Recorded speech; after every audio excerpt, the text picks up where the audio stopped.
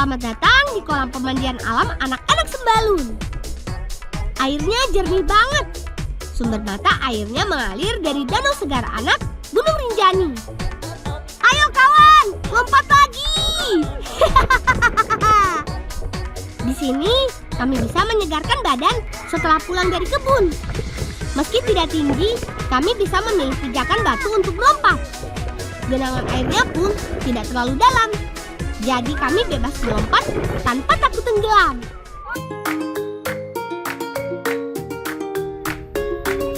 Nah, ada yang unik nih. Teman-temanku biasa menggosok badannya dengan lumpur. Lumpur belerang ini dingin dan lembut. Konon katanya lumpur ini berkhasiat untuk menjaga kesehatan kulit. Kandungan belerang berfungsi untuk mengangkat sel kulit mati, sekaligus mengurangi bekas luka dan merangsang pertumbuhan sel kulit baru.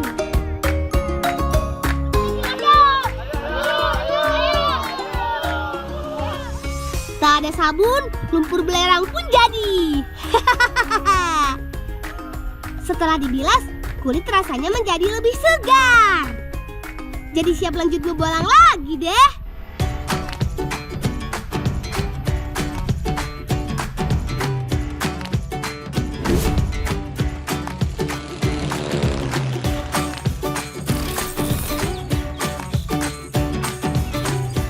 Halo Bolangers. Kali ini aku sedang berada di Kabupaten Lombok Timur, Nusa Tenggara Barat. Yuk kita mulai cerita petualanganku di sini. Arigan! Ya, ayo sini Lang, bantu Lang. Ya, bantu Lang. Bantu Lang. Ya, sini Lang.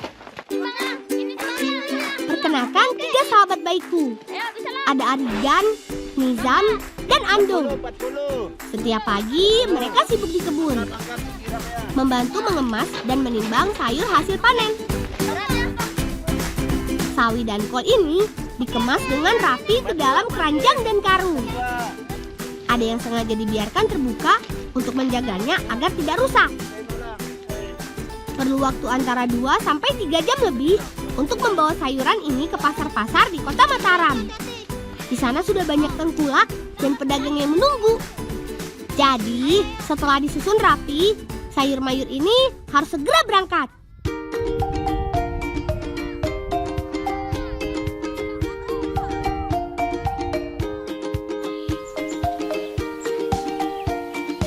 Ini dia Bolangers, dataran tinggi Sembalun yang punya tanah subur. Berada tepat di kaki Gunung Rinjani. Tempat ini juga dianugerahi pemandangan alam yang super indah. Ada banyak sekali sayur dan buah yang ditanam di sini. Hasilnya tidak hanya untuk warga di Pulau Lombok. Sayur ini juga untuk memenuhi kebutuhan warga di Pulau Sumbawa dan daerah lain di sekitarnya.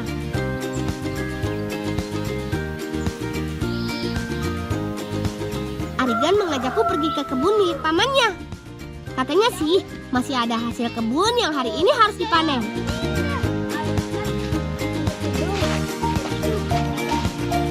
Bolangers, mumpung aku lagi ada di Sembalun, aku mau bantu panen sayuran di sini. Arigan, sayuran apa yang kita mau panen? Sawi. Ayo, Bolang. Masih jauh? Ya. Masih, ayo. Tidak lupa, kami juga membawa keranjang sebagai wadah hasil panenan. Meskipun harus berjalan jauh, tapi aku semangat banget nih. Ayo kawan, cepat!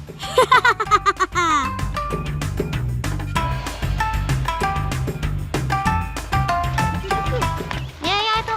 Paman, udah selesai belum? Belum, sawinya masih banyak ini. Boleh kita bantu biar cepat selesai? Ayo bantu Lang, ayo. Ayo. Ayo, kita foto-foto nih. Ini ada pisaunya ini. Ya. Ini dia Bolangers, kebun sawi yang kami panen. Sawi menjadi salah satu jenis sayur yang paling banyak ditanam di Sembalun. Budidaya sawi bisa dilakukan secara monokultur atau tanam serempak, dan tumpang sari atau ditanam bersama dengan jenis tanaman lain.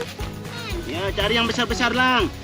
Ya, Paman. Nah, yang besar-besar yang punya. Sebelum dipanen, harus pastikan umur dan kondisi fisiknya ya. Sawi siap panen jika sudah berumur lebih dari 40 hari. Tandanya, warna daun hijau tua serta memiliki ukuran daun yang lebar.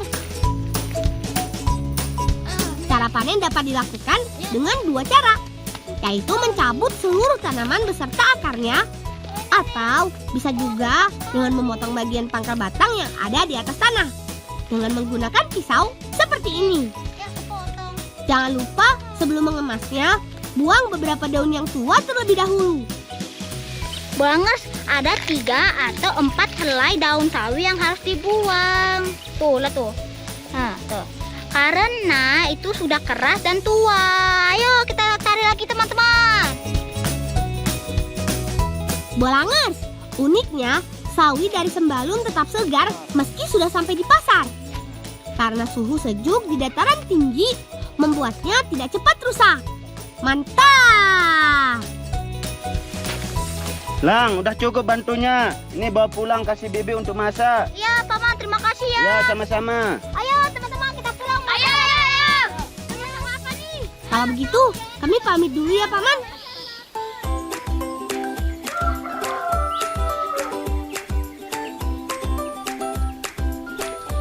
Di rumah, Bibi sudah menyiapkan bumbu dan bahan untuk memasak menu makan siang. Yuk kawan, kita bantu.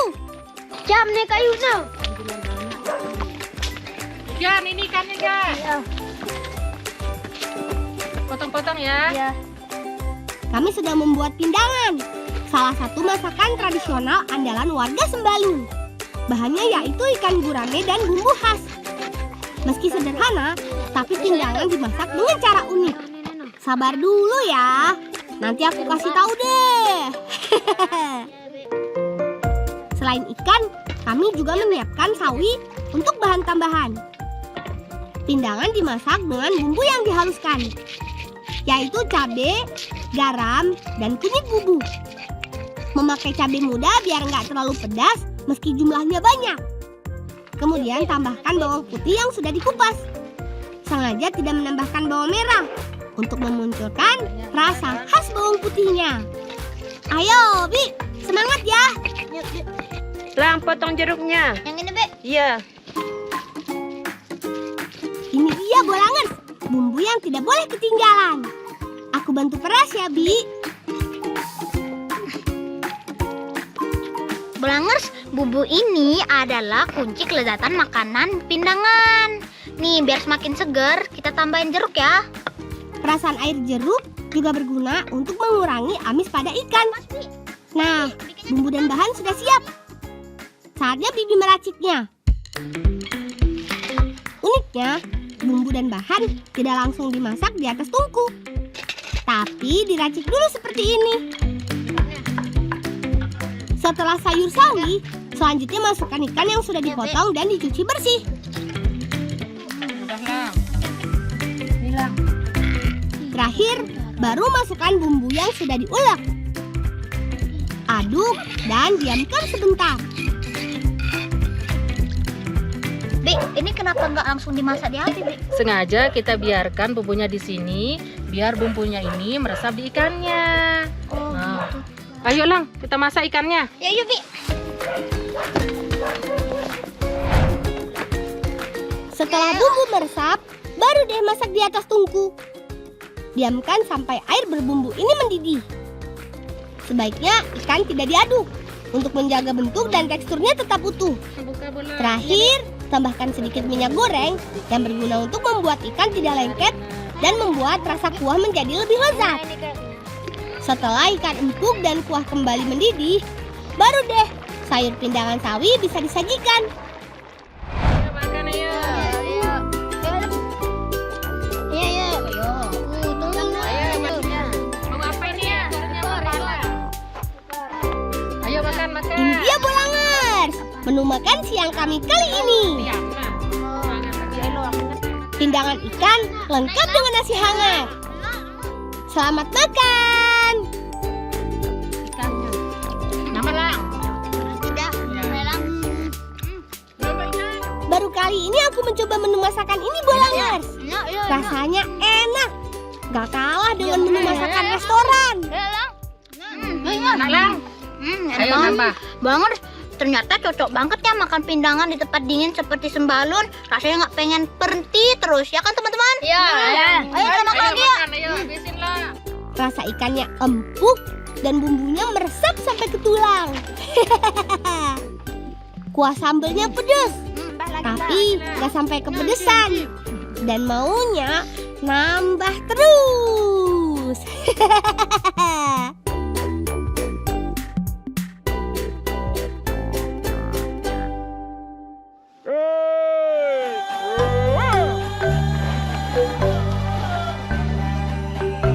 Bolangers, selain kebun yang subur, Sembalun juga punya hamparan padang rumput yang sangat luas.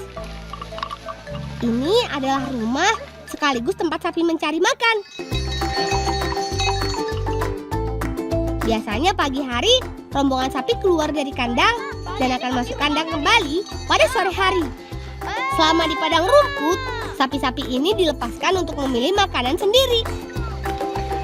Ayo, makan yang banyak ya, supaya badan kalian cepat gemuk. Lang, ini kasih minum sapinya, Lang. Ya, teman-teman. Selain rumput, sapi juga perlu asupan mineral untuk menjaga kondisi kesehatannya. Sengaja kami sudah menyiapkan banyak sekali ruas bambu berisi air garam hari ini.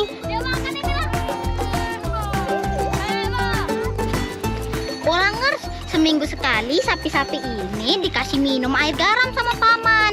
Tujuannya agar sapi-sapinya jinak dan mudah dikembala. Ayo teman-teman, kasih minum lagi. Ayo. Sama seperti pada manusia, kekurangan mineral pada sapi juga bisa berpengaruh pada kondisi kesehatannya.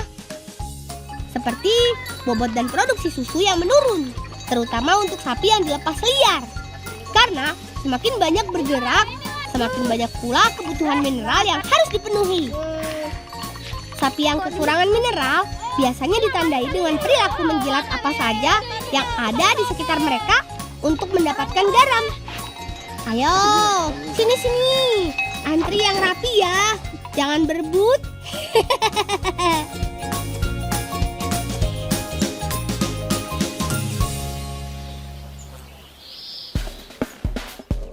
Bolangers, petualanganku di Sembalun masih terus berlanjut nih. Kali ini kami tidak akan panen sayur lagi, tapi kami sedang menuju kebun Ashitaba. Kawanku bilang Ashitaba punya banyak sekali manfaat. Ini dia teman, namanya Ashitaba, atau biasa juga disebut Angelica Keiskei.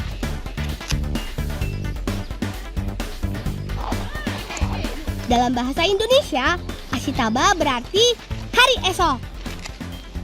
Tanaman yang berasal dari negeri matahari terbit ini tumbuh subur di daerah dataran tinggi yang berhawa sejuk, seperti Sembalun.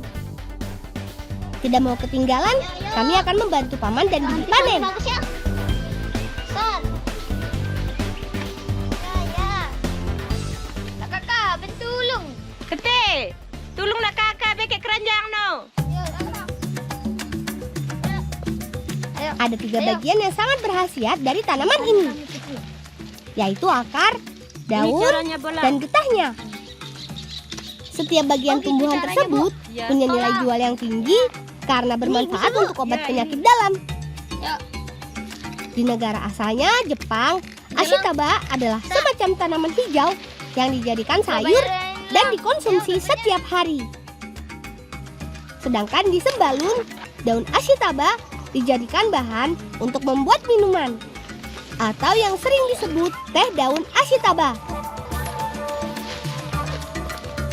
Bolangers, ini yang namanya getah Ashitaba yang mahal. Pasti pegang, lengket-lengket ya, namanya juga getah. Tapi kita cuma pakai daunnya yang akan dibuat jadi teh, ya kan Bu? Ya. Ayo kita kumpulin lagi yuk teman-teman. Ayo. Cara perawatan Ashitaba cukup sederhana, yaitu dengan mencukupi kebutuhan air dan pupuk.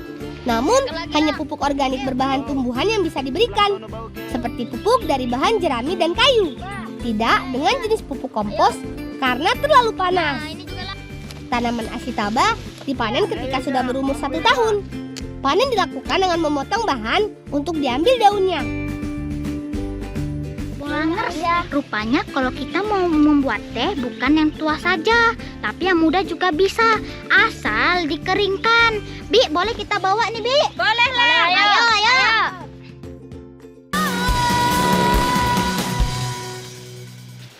Inilah. Ini. Di tempat ini, daun ashitaba lebih dulu dipisahkan dari tangkainya sebelum selanjutnya dijemur. Tolong bawa ke sana ya. Untuk menjaga kualitas daunnya, penjemuran dilakukan di dalam rumah plastik ultraviolet atau UV. Karena plastik UV bisa menahan paparan sinar ultraviolet yang berlebih. Dengan begini, daun teh ashitaba akan kering dengan kualitas yang lebih baik, rasa lebih enak, dan tidak mudah rusak. Meski begitu, perubahan cuaca yang tidak stabil juga dapat mengurangi kualitasnya. Biasanya, daun ashitaba akan kering sempurna setelah dijemur selama 2-3 hari. Tandanya daun kering adalah berwarna hijau pudar. Namun, jika cuaca kurang mendukung, seperti sering terjadi hujan, proses pengeringannya bisa sampai 4 atau 5 hari. Jadi, untuk menjaga kualitas, Paman hanya menjual daun teh ashitaba yang berhasil kering sempurna seperti ini. Tidak lengkap kalau ke Sembalun, tapi belum mencoba segarnya teh daun ashitaba, Bolangers. Yuk, bantu Bibi menyiapkannya. Biar semakin komplit, kami sedang membuat kue tradisional yang katanya adalah pasangan serasinya teh ashitaba. Namanya adalah kue ureh. Membuat kue ini menggunakan bahan tepung beras dan gula merah. Sengaja Bibi menggunakan bahan tepung beras yang ditumbuk sendiri, bukan yang dibeli dari toko. Semua bahan ini akan dicampur dan diadon menjadi satu. Tapi sebelumnya, gula merah lebih dulu dicairkan dengan cara direbus. Aduk terus sampai mendidih. Dan angkat air gulanya. Ya.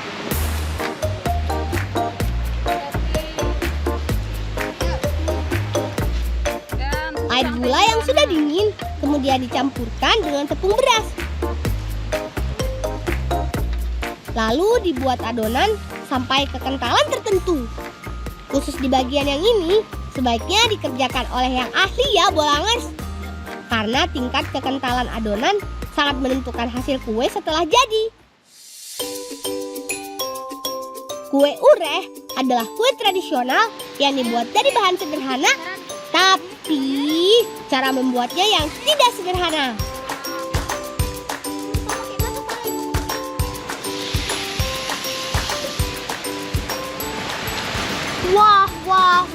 Wah. Bolangers, baru pertama kali nih aku lihat beginian. Biasanya kan kalau mau bikin kue pakai cetakan atau enggak loyang. Tapi kali ini pakai tangan kosong. Keren, belajar dari mana, Bu?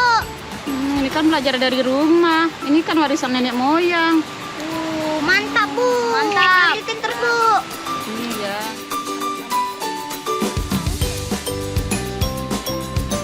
Ini dia hasilnya, Bolangers. Keren kan?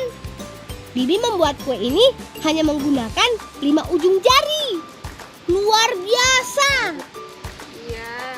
Itu sebabnya tidak banyak orang yang bisa membuat kue ini dengan baik. Perlu latihan dan ketekunan saat membuatnya. Setelah jadi, bentuknya mirip seperti potongan pizza. Tapi pizza yang satu ini renyah dan manis. Siapa yang sudah tidak sabar mau mencoba? Izam, kita kayak benang ini nih. Ohnya benang ini.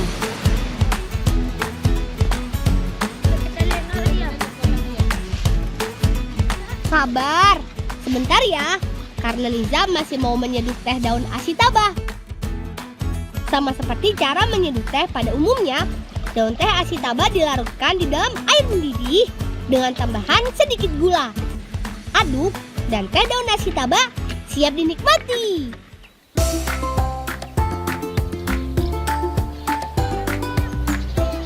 Selamat makan! Ini pengalaman pertamaku makan kue ureh dan minum teh daun ashitaba, Bolangers. Kuenya renyah dan manis. Enak banget. Pas banget jadi cemilan sambil seru-seruan kayak gini.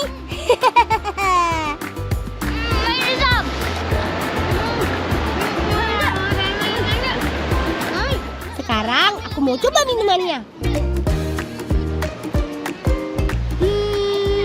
Awalnya agak sepet, tapi lama-lama seger juga. Ya enggak, teman-teman? Blangers, enak banget nih makan kue ure yang manis. Tapi minumnya jangan yang manis-manis lagi dong. Kita minum teh asitaba aja ya, yang sepet dan seger banget. Ya kan teman-teman? Ya. Ayo kita tambah lagi. Sekarang tenaga kami sudah kembali prima Bolangers. Kami siap lanjut bertualang lagi.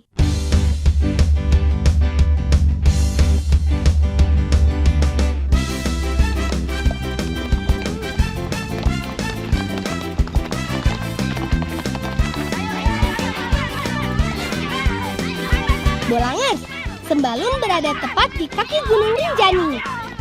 Udaranya sejuk dan cukup dingin. Jadi kami harus terus bergerak untuk membuat badan tetap hangat. Salah satu caranya adalah bermain dorong ban seperti ini. Ayo berangkat! Di kota jarang ada yang memainkan permainan ini. Karena tidak banyak jalanan yang lengang seperti di sini. Meski baru pertama mencoba, tapi aku sangat menikmatinya. Ayo, seru. Weh, seru Bolangers. Sambil berlari, kami harus menjaga keseimbangan ban. Caranya dengan mengarahkan laju putaran ban dengan batang kayu. Tidak hanya itu, kami juga harus menyesuaikan laju gerakan mengikuti kecepatan putaran ban agar tidak lepas kendali. Awas, minggir!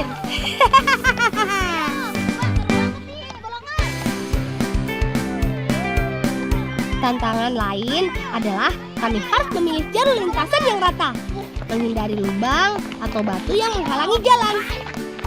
Kalau tidak, ban bisa bergerak keluar dari jalur yang seharusnya. Aduh. Nah, kan? Teman-teman, berhenti dulu. Kita pisah dulu ya. Saya mau ambil ban di sana. Oh, kami lanjut. Ya kawan, pada main kawan. Nanti kami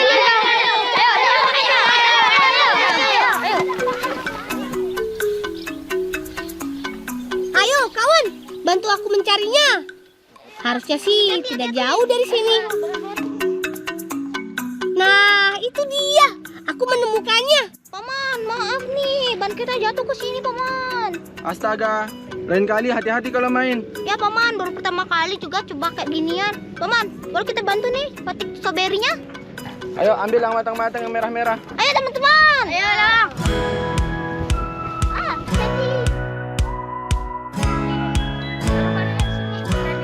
Beruntungnya, paman pemilik kebun tidak marah. Kami justru diajak membantunya panen buah stroberi. Nih. Yuk kawan, jangan sia-siakan kesempatan ini. Merah lagi nih. Cari nih. Di Sembalun, buah stroberi adalah salah satu jenis tanaman buah yang paling banyak dibudidaya. Bahkan belakangan ada paket wisata yang memberikan pengalaman memetik langsung stroberi dari kebunnya. Cara memanennya cukup mudah, tidak perlu gunting atau pisau untuk memotongnya. Hanya kami harus memilih buah yang benar-benar sudah tua. Bolangers, ternyata kalau kita mau memanen buah stroberi harus dipilih. Kayak nih sebenarnya tuh ada yang putih, hijau, dan pastinya ada yang merah. Nah, tapi aku cuma akan pilih yang merah karena yang merah yang paling matang. Ayo teman-teman, dipilih. Hasil panen ini akan langsung dijual ke pasar. Sama seperti sayur, buah dari Sembalun terkenal karena selalu terjaga kesegarannya. Jadi, membelinya dijamin tidak akan menyesal deh. Bolangers, aku tuh suka sekali makan buah kayak gini nih. Aku makan ya.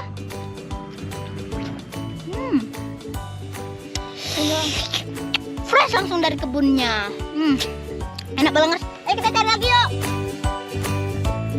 Umumnya, buah stroberi dimakan langsung sebagai buah pencuci mulut, atau bisa juga dijadikan bahan minuman jus dan topping kue. Tapi kali ini kami mau mencoba membuat jajanan tradisional dengan isian buah stroberi. Ngebolang yuk!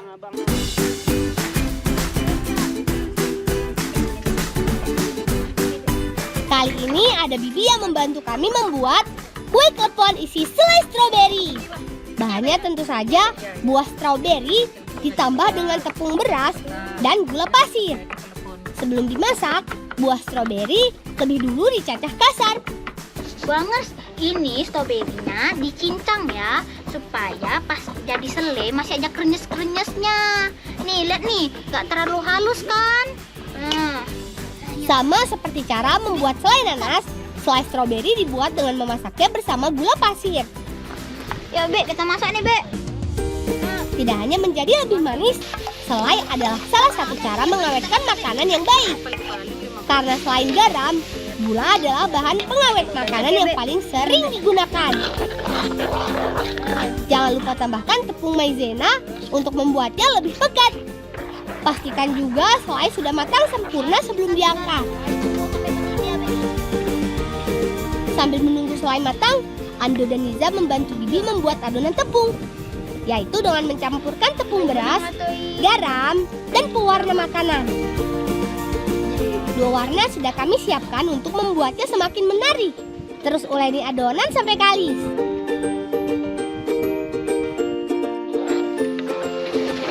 Enak banget baunya. Selai stroberi akan matang jika kandungan air di dalam buah menghilang dan berganti dengan gula yang mengkristal. Bentuknya dari cair menjadi pekat seperti ini. Kita angkat dulu ya. Ya, Bek. Ayo.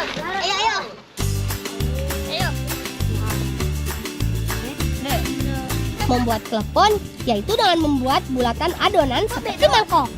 Selanjutnya, isi dengan selai stroberi yang sudah dingin.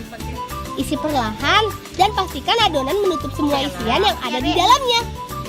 Ayo, Bi, semangat ya. Masih banyak nih.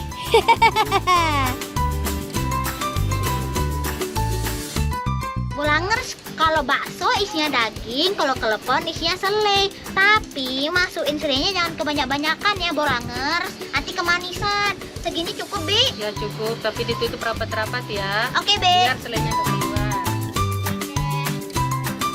Gimana, teman? Gampang kan? Caranya sama seperti membuat klepon isi gula merah. Hanya saja yang kami buat sekarang berisi selai. Supaya klepon matang bersamaan, ukuran bulatan klepon juga harus seragam. Karena semakin besar ukurannya, klepon akan matang lebih lama. Ayo Lang, kita bawa ininya ya. Ayo, Bi. Bulangers, cara mematangkan klepon sama seperti membuat bakso, yaitu dengan memasukkannya ke dalam air yang sudah mendidih.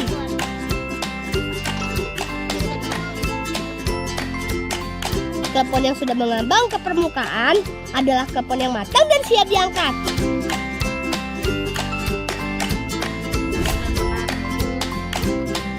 Terakhir, taburkan gula serbuk ke permukaan klepon supaya rasanya manis. Nah, jadi deh.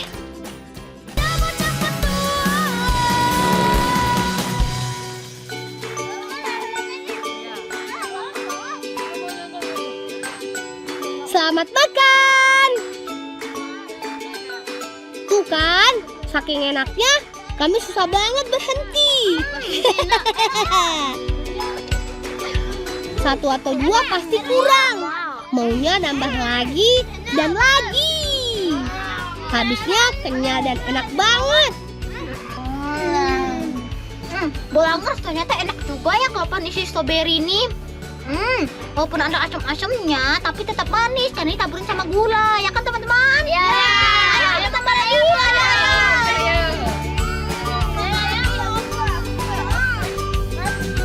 Bulangers, sampai di sini dulu cerita petualanganku dari Sembalun, Lombok Timur, Nusa Tenggara Barat. Terus jaga kelestarian alam dengan membuang sampah pada tempatnya. Salam cinta anak Indonesia, salam bocah petualang.